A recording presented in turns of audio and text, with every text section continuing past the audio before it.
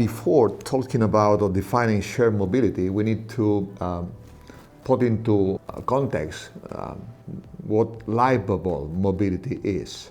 So, mobility is derived from our needs of doing our life.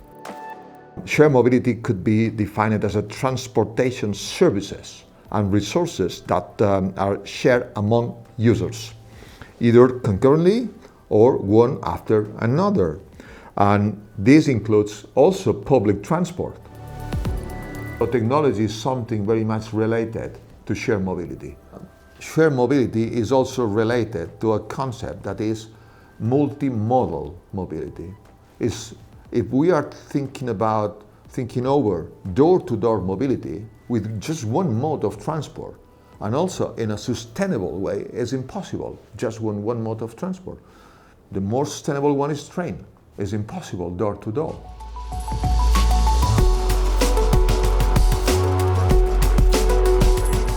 Les ciutats estan patint canvis molt profuns en tot el que seria el seu espai públic.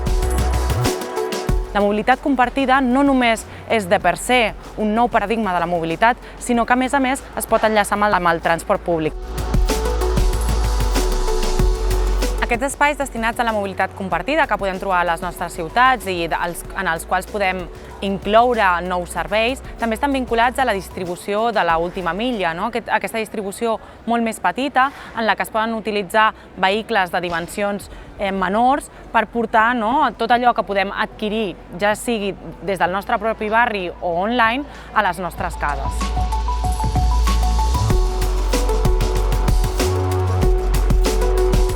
El valor afegit del vehicle elèctric compartit a Santa Perpètua té diversos valors i diversos objectius. Primer de tot, evidentment, utilitzar un vehicle elèctric amb el que comporta per la millora de la qualitat de l'aire a la nostra ciutat, també la descongestió del trànsit rodat a les nostres vies.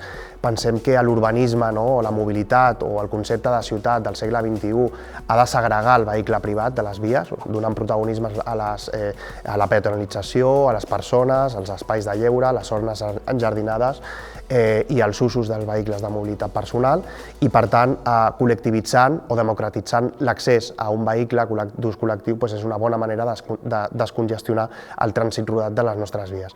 També el concepte de l'eficiència econòmica. Pensem que moltes unitats familiars, moltes famílies o moltes persones que necessiten tindre accés esporàdic a un vehicle no han per què de suportar una inversió inicial de comprar un vehicle, d'invertir en el manteniment, de pagar els impostos pertinents i, per tant, tindre un servei en el qual, d'una manera digital, pots preveure el teu ús, reservar-ho i pagar només pel que utilitzes, creiem que és un servei rodó.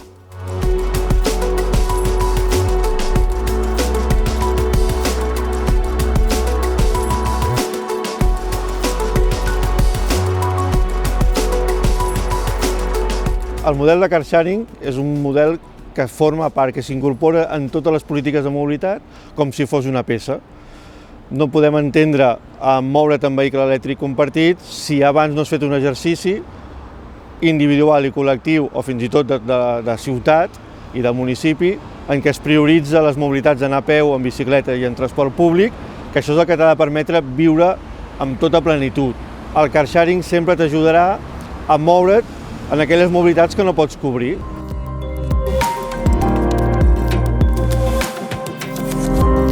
El model de car sharing que nosaltres mirem d'impulsar és un model totalment col·laboratiu.